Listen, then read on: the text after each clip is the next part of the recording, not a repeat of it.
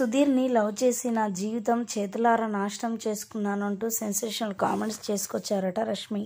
ప్రస్తుతానికి వీటికి సంబంధించిన విషయాలైతే సోషల్ మీడియా వేదికగా వైరల్ అవుతున్నట్లుగా సమాచారం. ఉన్నట్టుండి రష్మి ఇలాంటి డైలాగ్స్ కొడుతుంది ఏంటి అని కూడా ప్రతి ఒక్కరూ షాక్ అవుతున్నారు. ఇక రష్మి సుధీర్ల గురించి మనందరికీ తెలిసిందే. వారిద్దరు ఎప్పటి నుంచో లవ్ చేసుకుంటూ ఉన్నారు. అయితే ప్రేమలో మాత్రమే ఇంతవరకు ఉన్నారంటే గ్రేట్ అనే చెప్పాలి.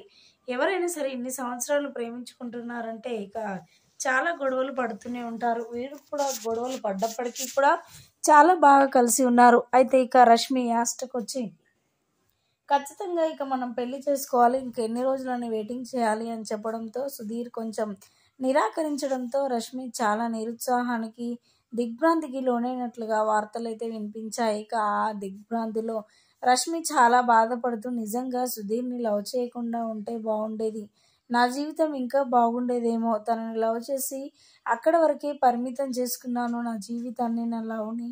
నిజంగా ప్రేమించడం నాదే తప్పు, నేను ప్రేమించి నా జీవితాన్ని నేనే చేతులారా నాశనం చేసుకున్నాను అంటూ కూడా మాట్లాడుకొచ్చారట రష్మి. మరి వార్తలలో ఎంత నిజం ఉందో తెలియదు కానీ వీటికి సంబంధించిన విషయాలైతే ప్రస్తుతానికి సోషల్ మీడియా వేదికగా వైరల్ అవుతున్నట్లుగా సమాచారం.